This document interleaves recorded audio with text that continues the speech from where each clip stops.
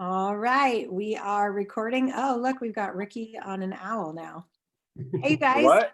So we are live and recording now. I am here with the More Real Estate team, Shelby, Ricky, and Brian. Then I'm here with Erik and Bree from Sky Insurance Brokers and Ben Swett from Point Equity Residential Lending. And as you guys know, as we talked about, one of the missions of Real Producers is just to connect top real estate agents in the area with top affiliate partners of ours to talk about what they're seeing in the industry, especially right now. There's some unique challenges going on with COVID and fire here in California. So we like to connect and make those relationships, deepen the relationships in the industries around here. One of the ways we do that is by kind of having casual Zoom calls here where we can get to know each other. We can peel back the curtain a little bit and deepen the human connection between industry professionals. So we're just here to have a little quick chat and talk about what you guys are seeing in the market. So really quick, I'm gonna let you kind of round robin and introduce yourselves. We'll start with More Real Estate team. You guys can take turns. Just tell us a little bit about who you are and maybe something that even despite some of the challenges that are going on in the world right now, some of the things that you are grateful for. The things that we're grateful for. Well, Ricky, why don't you introduce Brian since he can't really. So I'm grateful for Brian and Shelby, and I'm grateful for Real Producers for giving us an opportunity to tell our story. You know, what you guys have done in such a short amount of time is remarkable. You know, this morning I had Dmitry Tubakov from North American Home Services calling me saying, "Man, I had 4 phone calls today telling me that I should be involved in Real Producers." So, you know, you guys are doing a great job getting out there and adding value to the industry for the people who are out there working hard. So we appreciate you, and that's who I'm grateful for today. Wow. Well, thanks, Ricky. That's really nice. Good. So our partner, Brian Martell, is at the bottom of the screen, just can't overly participate, and Ricky Oneal and Shelby Ryburn. We're the More Real Estate Group. And the More Real Estate Group stands for the 3 of our names, and the E stands for an experience. And we somewhat recently decided to collaborate together and build a big world together in the real estate industry because there's been a lot of changes in our industry, even prior to COVID, right? Like, I'm sure we'll get into COVID a little bit and all the pivots and shifts we've had to make. But even prior to that, you know, technology was starting to play a really big role in our industry. And I think for agents who've been in the business for a long time, 3 of us have been in the business for a long time, that requires us to be on the edge of our seats and be aware of how we can provide a better service and a better experience. And so we're just really grateful for this opportunity, Katie. Thank you. But that's who we are. And I would say something I'm especially grateful for is going to be the cheesiest thing in the world, but it's always the thing I'm most grateful for. And it's my kids. And I've gotten a lot more time with them this year. So. That's awesome. Not cheesy. Not cheesy. Ryan, we can let you round out your team if you, oh, he's on mute. Should we just have you guys speak for him or? Yeah, that's fine. All right. Now you made me feel bad, Shelby, by saying that you're grateful for your kids, and I didn't say that. I'm grateful for Brian and Ricky too, because I think people think that we don't work because everything that we post on Facebook is all the fun that we have because we're big believers in enjoying the journey. But we work really hard too, I promise. So yes, I'm grateful for you, Ricky, and Brian as well, for sure. I think you can be grateful for multiple things, right?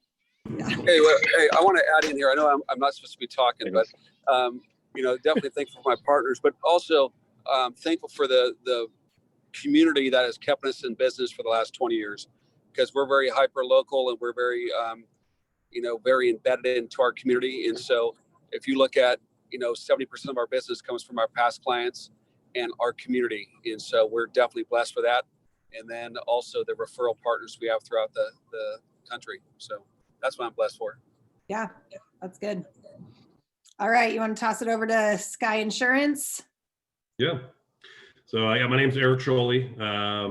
I work or own Sky Insurance Brokers here locally. We're a local full service agency. And, you know, this year has been very interesting. But really for me, what I'm most thankful for is my team. I've always said that we have a pretty incredible team, but this year has really shown it. They've shined, as we all have to deal with, the child care and schools and things going on in the world and lockdowns and all of that. Our team really rose to the occasion through the whole time, didn't complain, and really excelled at a high level, and allowed us to still really achieve some incredible things this year, with all things considered. And so it gets me really excited for the future, just in looking at what our team's been able to do collectively. So that's really what I'm thankful for as I'm sitting here evaluating this year. Cool. That's good. Bree, you want to chime in? Yeah, I mean, I think I'll piggyback off what Erik said. I have been with Sky now I've been in the industry with insurance for almost 8 years. And honestly, Sky has been a huge blessing for me and my family. It's just a great family vibe. It's unlike anything I've ever been a part of. So for me, I have a new baby and a 3-year-old. So it's so great to have a team that I know, like my daughter was sick for almost a whole week, and Erik just the whole time was so understanding, and that's foreign to me. Usually people are like, oh, get a babysitter, go back to work. And I'm like, but she's sick and I don't know what it is. And I even went as far as getting her tested because I was so nervous she had COVID or something, but she didn't. So we're good. But yeah, I'm so thankful for our team. It really makes a difference when you have a good team behind you. And I'm out in the field, so I'm the face, and it's important when I tell my clients that we're going to do this, that it gets done. And it's great to have a team behind me that does what they say they're going to do. Awesome. All right, Ben, take it away. Well, I had the most time to think about it, but really, I think for me, this year has put into perspective really my network and my connections. Because if anything, I probably, quite frankly, took them for granted in some ways, like leading up to the pandemic. And when we went into shutdown, I was like, damn, I miss people. And genuinely, like those personal interactions. Sure, we got to do the Zoom calls and things like that. But it just made me value really, interpersonal relationships and the interpersonal relationships that I have. And gosh, I kind of, it allowed me to look back and kind of take stock of that this year. And of course, I'm grateful for my kid and my family and all those things as well. But really, it just made me sit back and realize, like, damn, like we are way more connected than we probably give ourselves credit for, and depend on that a great deal more than I think we give credit to. So for me, it's I'm grateful for being able to, kind of get back in touch with really, for me, what's important and what gives me purpose. So it's been strangely, obviously, lots of curveballs and lots of unfortunate events this year, but overall for me, it's just been a great year of personal growth, and I'm absolutely grateful for that. Totally. Yeah, I agree. I feel like in the midst of COVID, one of the things that's ironic is that I think it's made us all realize how much we value those connections, and it really shows you who you have in your sphere to lean in and rely on. Those, trusted That's right. Relationships become extremely important. So I've seen that really come to light and be actually a really cool and unique time for real producers to come to Sacramento, because we're really looking to highlight that. And that is something that people are really needing and wanting right now. So the timing was great, Katie. Thanks. It all worked out so well. Oh, we've got Ricky on there twice. Look at that. All right. Really? Is that? Ricky, are you going to sign off of one of those? No. I'm sorry. My phone was dying, so I had to switch. Well, it was funny because you looked like you were doing two different things. I'm like, does he have a twin? What's going on? Hey, we're just doing it live. It's cool. Live, whatever. It's just for being human, right? Isn't that what you wanted? No, right now. No. Okay, so I'm gonna, for the sake of time, I'm gonna send it over to More Real Estate to just field some questions. As you guys all know, I'm new to real estate. I am not the expert in real estate or insurance or lending. I just like to connect people and build communities. So that's where you guys get to come in and kind of talk shop and what you're seeing in the market right now and what kinds of questions your clients might have for Erik and Ben and Bree. So I'm just going to turn it over to you and let you kick that part off. So I think that we're seeing a number of things in the market right now. Ricky, why don't you start off and I'll round us off, and if Brian can kick in. Well, then let's yeah, go. well, I mean, listen, I mean, I just got back. I was late to this because came back from 3 listing appointments today. I said on Friday, get ready for our end of the year wave, right, coming through. And so we're seeing that right now at a super high level. You know, Gary Keller, who is the founder of Keller Williams, said recently that we are living in a GOAT market, right? Like greatest of all First time. of all time. Right. And it's true because home prices, no matter what someone's going to sell their house for today, it's the most that they've ever been able to sell that house for in the history of that house. At the same time, buyers are now worried that they're thinking they're paying maybe too much, but their deal's in the interest rate. I remember buying my very first house in the 2000s where you had an adjustable rate, first, a second, and it was 7 to 9%. It was a $400,000 house, and I'm paying half of that today with the same loan amount in a much bigger house, half the payment, right? And so interest rates, and you guys can talk about interest rates. I mean, it's a GOAT market where the buyer's deal is the rate. You know, I heard this morning that someone got a 1.5 interest rate on a 15-year loan. That's like, what the heck? So Free money. Free money. It's free money. And so greatest of all time. If any, and what we've learned during COVID, we didn't know, you know, March 17th, we had no idea that we'd all be sitting here talking about how powerful the market's been this year. But what I think happened is a lot of people, including myself and probably everyone on this call, sat in their house for 6 months, realizing either A, what they hate about their house and need differently, or B, refinancing because rates were just going down like crazy. And the people who learned that they needed something different basically came down to 3 different things. It was, we don't need 1 home office, we need 2 because both he and she are working at home now. Then you had, I need an area for my kids to play in. Right, so you need a bonus room, a loft, something for the kids to go away and play in, and then some outdoor space, right? So we're seeing outdoor space be a big factor right now. Not just tons of elbow room, but like outdoor kitchens or a pool or a fire pit. Everything's built in, ready to go. So it's been interesting to see kind of how the shift on what happened this year, but in a positive way. Yeah, so it's interesting. 2020 has been a just nutso year, right? We all know that in March when they said, hey, go home, we thought we were all going home for a week, right? I don't know about you, but we were like, okay, I'll go home for a week. What's this Zoom thing? Okay, we'll do that every morning for a week.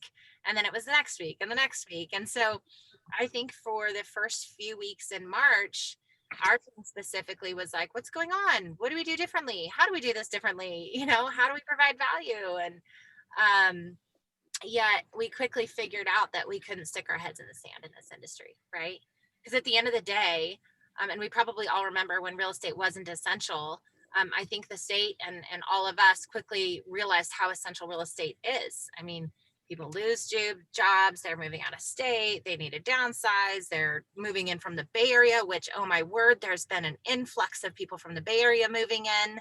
And to Ricky's point, I think the backyard experience that people are looking for is because people, I think, have this lens of how do I create a better quality of life, right? Like, I think that was sort of a lesson for everyone. So whether it was remodeling or refinancing or moving, I think that a lot of people have made a move because they're looking to have a greater focus on quality of life. Mm-hmm. And so for a few weeks there, you know, the market slowed down in April, but boy, in May and June and July and August, I mean, it just has not stopped. And, you know, I think that we're seeing an influx of people really trying to make their moves before the end of the year, like Ricky was alluding to as well now. So there was a little bit of a slowdown. I don't know about you guys, but we saw a little bit of a slowdown even in August when kids were going back to school or not going back to school, and mom and dads had to become teachers again. And then there was the heat wave, and then there were the fires. And yet in the last week, Ricky and I were just talking about this morning, and Brian's saying the same thing.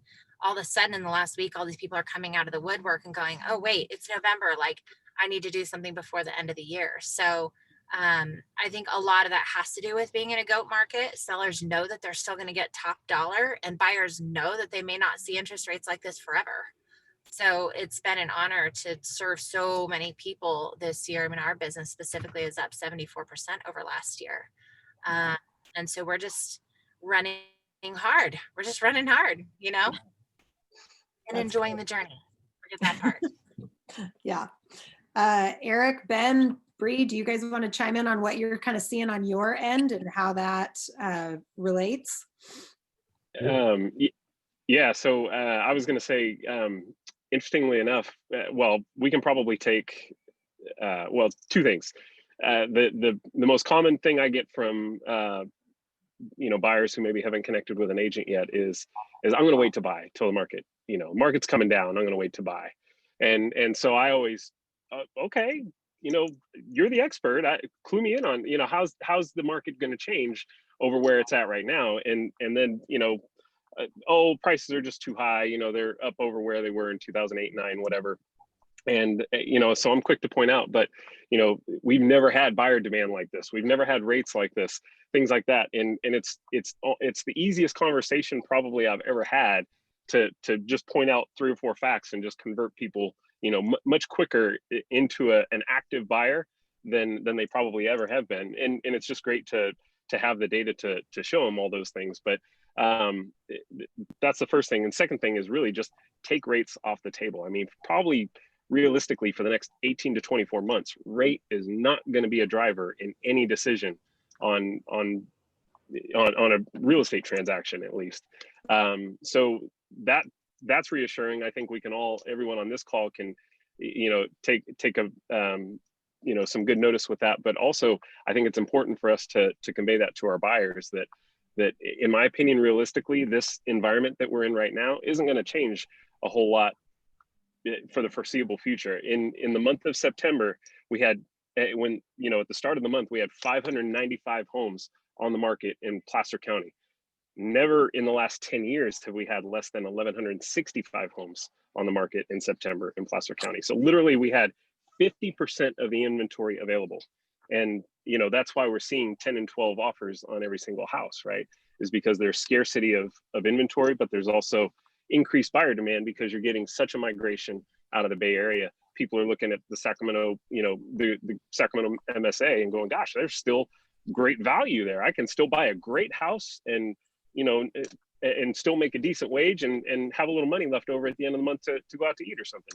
So I think that there's just going to be a ton of pressure on Sacramento, on the Sacramento region for the foreseeable future. So I'm bullish for everyone on this call. I'm bullish for buyers that are buying right now that are afraid they're buying at the top of the market, because I'm telling them, you've got at least another probably 10% of appreciation run room before we kind of run out of gas on this, at least. So there's a lot to be excited about right now. And you know what? To add to that, I agree with all of that. I think that the greater Sacramento MSA is somewhat of a protected region, if you will, because very well said. People are going to exit the Bay Area, and there will be some people that move out of state, but we're a pretty stable area with a lot of job opportunity that some other regions in California don't have. So I think we're fairly insulated. And so I think to Ben's point, that we're still going to see a lot of activity next year, regardless of politics or, anything of that nature. Because the reality is, if you look backwards, there's ebbs and flow in every market, and we've always sustained and we've always experienced growth. You just got to keep your head above the crowd, right? And if I can add just one more thing to that, specific to those buyers, the reason I think that we're having such so much pressure in our market here out of the Bay Area is really because lending standards have relaxed a little bit as well. Like, you can buy an owner occupied home in Sacramento and commute into the Bay Area. That's a very realistic commute now. So now, in kind of the word's out on that, right? So you've got a lot of tech folk in the Bay Area that are going, I can buy in Sacramento and, not rent this little 1,100 square foot, flat that I've got here, so there's, again, just everything points to this being, us having a great run, buyers in this market having a great run for the foreseeable future. And Ben, and to your point about Bay Area, and Shelby, you mentioned it, is I know prior to the working from home phase, we would have a lot of Bay Area people come up, think they want to buy a house up here and commute down there every day, but then something happened in the loan where they were beyond their 90-mile threshold, Exactly. and they're not an essential worker. They work for Twitter, Google, or whatever, and they can't do that. You can't get a loan if you were beyond 90. Now, I think, like as you said, they made exceptions to that. So we're seeing tons of tech industry who need to stay in California, can't afford to buy a house down there, now allowed to work from home, buying up here like hotcakes. Yep. Bingo. So Erik, does being in California, we just talked about some people not being able to leave California. Obviously, the big elephant in the room about living in California is these increased fires that have been happening. So how is that affecting such a hot, otherwise market in your industry? What's going on with that? Yeah, so it's an ever-changing thing. I mean, really weekly and daily, as we're monitoring. Really, what carriers are trying to do is try to figure out how to stay in this marketplace is what you're seeing. So, what we've incurred over really the last 3 or 4 years. This year, obviously, was a really bad year again. Carriers have been hit really hard, and they're starting to take a look at a lot of different data now. They've used some of it, but they're bringing a lot more into play. They're really tightening up guidelines. And like what most people have seen is they've seen substantial rate increases, especially over the last 2 or 3 years. Now you have this, deemed high fire area or high brush area, which seems to get lower and lower. You used to think, it was somewhere out in, a cabin somewhere in the wilderness. And now it's, on the I-80 corridor, it's really Loomis on up. Highway 50, it's El Dorado up, so it's, you're starting to see kind of all of that area. What it has done is it's brought us into the game plan early, where we used to be, as Ben could probably attest to, 5 days to close, we need insurance, and it's a hot potato. Let's go get insurance on the house. Now we've worked on a few today where clients are bringing us in before they even submit an offer on a house, right? Because they want to see what the insurance is going to look like. Is it going to be $1,200 a year, $4,000 a year? Because that also affects their buying decisions, as well as the affordability of the home too, because that has to factor in. So, what we're seeing in the marketplace is, I think it's, there's still going to be shifting there. Carriers are really starting to take in what's called the saturation, to try to limit exposure in certain areas or catastrophic events. So even if it meets their guidelines, they might turn off certain areas because they already have X amount of homes insured a certain radius. So in case a fire swept through there, they're not, losing 50, 60 homes, they try to limit their exposure. So that's another thing that's at play right now too. So we get it all the time. We'll have clients that'll say, hey, my neighbor has this carrier. Why can't I get insured anymore? And that might be the saturation issue. They might be grandfathered in, or some of the technology. It's not like a zip code thing where, this carrier writes in this zip code. It could come down to parcels. So we can insure someone on one side of the street and their neighbor right across the street because of the way the wind mapping is. They're a much higher risk in case of a fire, and they cannot get insurance with a certain carrier. So we're seeing all of that, and it's an ever-changing, industry for us these last few years. That I know I could probably speak for Ben and the real estate team here with Shelby and Ricky, and probably frustrating at times because you probably see your clients having to do with some of this. I don't even know where that just came from, but we're just going to talk. Halloween is over. Save that for next year. I don't know. Election day might be scarier. No, I like that point, Erik, that you were making of insurance shifting and coming in so much earlier on the transaction, because of that, there is such a new factor at play that you'd hate to get far along in an offer and trying to get closed, and then all of a sudden insurance is the thing that is holding it up and you can't find a solution. So bringing that in early, and that's I think most of us had maybe 2 years ago when we started seeing this hike of the fire insurance, we were able to kind of cut it off at the pass earlier on, and as we got more educated, because it just can't. It's, to me, and Erik, correct me if I'm wrong, it pretty much came out of the blue. I mean, it was like, we were selling homes in El Dorado County, one week, and the next week we couldn't close anything because it was a $12,000 premium for fire insurance. And no one really saw that coming. And so to vet early on and to make sure they can qualify for the fire insurance and they know all about it is super important for the sellers out there and the buyers to just be aware and educate yourself on that. So you're on point, Erik. Yeah, and you are correct. It was, right after really the Paradise and Santa Rosa fire, that's where that saturation issue came into play. And you saw a bunch of the preferred markets, have a knee-jerk reaction and pull out of certain areas right now. They were reassessing their exposures. And that's where you saw the traditional carriers that everyone was using was no longer writing in certain areas for that. And now what they're trying to do is trying to do it in a smart way so they can keep rates, competitive for everybody, but then also not overexpose themselves too. So they're trying to just balance all of that out. It's a lot. Anything you'd like to add, Bree? Because I know you're kind of out there as well working. Yeah, you pretty much nailed it on the head. We definitely deal with it a lot in our office because we have somebody he's an agent and he's a high fire specialist. That's all he does. So for me, when I came on here, that was huge for me because I've been dealing with the 50 and 80 side for 7-8 years now. And it's always just straight to California Fair Plan, straight to California Fair Plan. And quite frankly, people get sick of it because the premiums are so expensive, but at the same time, sometimes it's all there is. So, I just tell most people, like, be patient and give us the time. And it definitely helps when they give us all the information that we need up front before. Sometimes we even have listing agents call us that are like, hey, I'm listing this house. Before we even let people come see it, we want to make sure that they know what the premium is and that they can afford the monthly payment on it because we don't want to waste our sellers' time. So people are getting more educated on it, at least now, versus a couple years ago, people were just shocked by that $3,000-$4,000 price tag.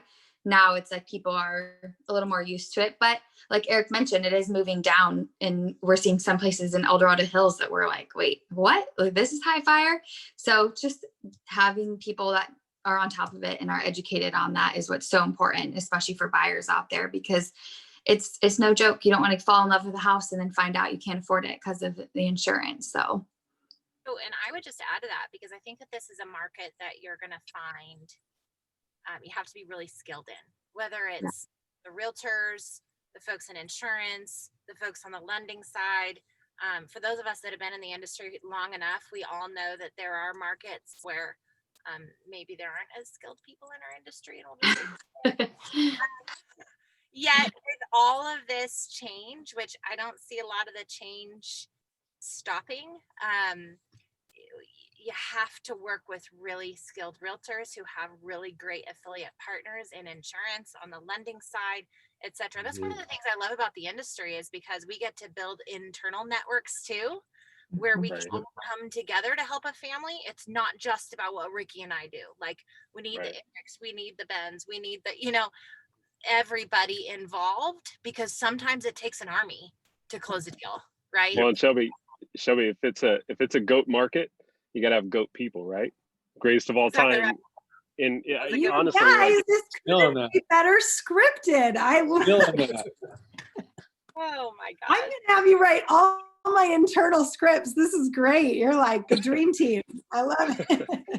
It's so funny. Like, I was just scrolling through Facebook, which I sometimes do just to have like a mindless moment in the day, because most of us are like working 24/7, right? Am I the only one? Is that just me? Yeah, I do it.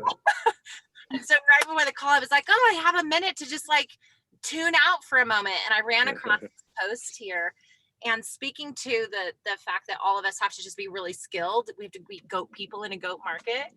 I ran across this hilarious post that says, personal growth is misleading because it sounds like it's going to be fun. But if we called it deliberately making yourself so uncomfortable, it'll feel like you're dying. No one would do it, and we'd be totally screwed.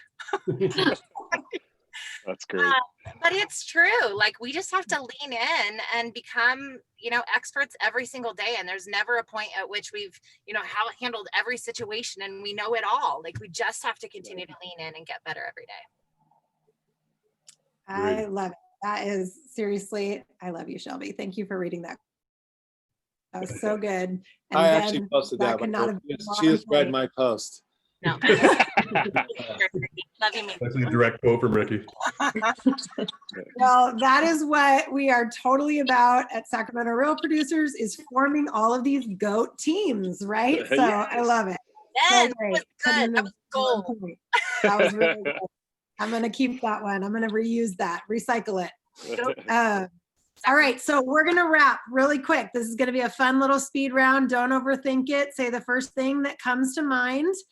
And we're just going to ping. So we'll go, I don't know what you guys' screen looks like, but I've got Shelby, Erik, Ricky, Bree, and then Ben. So we'll go in that order. When I ask a question, you can just shoot it out. If you really don't want to answer, I'm not asking anything scary, I promise. But you can just kind of shout out your answer and then we'll wrap up. Okay. So first question is, we all know we've been spending a lot more time watching TV during these shutdowns. So tell me what your guilty pleasure binge watching has been. Homeland and maybe The Bachelorette. It's okay. We can be friends. We can be friends. Okay. All right, Erik. Okay. Erik. Wait, what? Yep. Same one. Yes, I was late to the party, but I just binge watched that Yellowstone show, so I got hooked as well. I was wondering what the hype was about, and basically didn't get a lot of sleep for the last couple of weeks as I stayed up late watching them. Awesome. I've heard a lot about that one. So All right, Ricky. I'm moving out of state now. I'm excited. No, I'm just kidding. Oh man, you know, I watched one episode of Vikings and then I was hooked, and so watched the whole series of Vikings on the History Channel, and then of course Mandalorian. Ben, what kind of look is that? Vikings is really good. No, sorry. And then- I'm trying to think of the name of my show. And then Mandalorian, of course, just started up last week, and so that was always fun to watch. Yeah. Okay, Bree. Oh, mine is so cheesy, but it's so good. It's on Netflix called Selling Sunset. Please tell me somebody else has watched it. Oh yeah, That's a good one. I have watched that. May or may not have taken a team photo that mirrored Selling Sunset. Oh, I'm so jealous. All right, Ben. So I was Ozarks. I got about halfway through Ozarks, which that was really, really good. And then what's the one with Moira's the main character? Oh, yeah, my what? Yeah, Schitt's Creek. Oh my gosh, dude. That is probably one of the funniest shows I have ever watched. So highly, highly recommended if you have not seen that one yet. It is exceptional. That's awesome. All right. My guilty pleasure is also The Bachelorette, but I don't admit that to many people. I And did, and I made you feel comfortable. it's true. All right. So, okay, we're going to go super fast with these. Just shout it out. No explanation. First one is beach or mountains? Are you cold or hot vacationer? Mountains. All right. Mountain. Beach, 100% beach. Definitely the mountains. Give me them mountains. I'm on the wrong call. Oh, I'm all about beach. I got you, Ricky. I'm all about the beach. Look at All right. Best Halloween candy. Reese's peanut butter cups. Milk duds. Ugh. Kit Kat. Kit Kats. Shelby plus Definitely. one, because that's I'm all about Reese's peanut butter cups. I thought I liked you, Ben. Yep. Reese's peanut butter cups all the way. Oh, look at that. Well, I'm a Milk Duds person. So we got 2 Milk Duds, 3 Reese's. All right. Ricky, the outlier again. Man, hey, look, maybe I'm on the wrong call. He zigs when they zag. All right. Who'd you vote for? No, I'm just kidding. I'm definitely on the right call. I'm not going to Yes. have to answer I'm that. back Do in the not right answer call. Back at the right call. that. Totally That was a redeemed total yourself. joke. I do not want you to answer that on this call. That was just a joke. Kanye Okay, West. last one, just for the sake of time. What is the last book or podcast that you read or listened to? Something that you enjoyed, whether it was, fiction or educational. Well, Ricky's my answer better be the same here because we're reading as a team the book called The Experience, which documents the Disney experience and how to create a better experience for people around you. Cool. Actually, Shelby, you're wrong. We're actually reading Oh my. poetry from Donald Trump. No, we're not. What we're Is that currently a reading. real No, book? we're not. It's a real book. It's a real book. That's what we're reading as a team right now. No, we're not. We're not. No. Hey, you remember the enjoying the journey part? He's just showing you what that looks like. All right. I just reread actually "Can't Hurt Me" by David Goggins, so it's probably one of my most favorite books. I just finished it, so love it. Cool. Great. Bree? That's a good one. I'm a podcast junkie, and honestly, love him or hate him, but Joe Rogan has had just some awesome guests lately. So I've been tuning into that probably the most. That's a good one to knock out some miles driving. Cool. I think I missed yours, Bree. Did you? Oh, well, I have an infant and a 3-year-old, so really I just read children's books right now. Good Night Moon? I Love You Forever is actually our favorite right now. Good one. Awesome. Well, thank you guys so much for taking the time to hop on here. It was super fun to just get to connect with you all. I love it. And we will get to chat again soon. We'll see you all around. And yeah, thanks again. I'm going to Look forward to it. sign off now. Thanks, Katie. Thank you.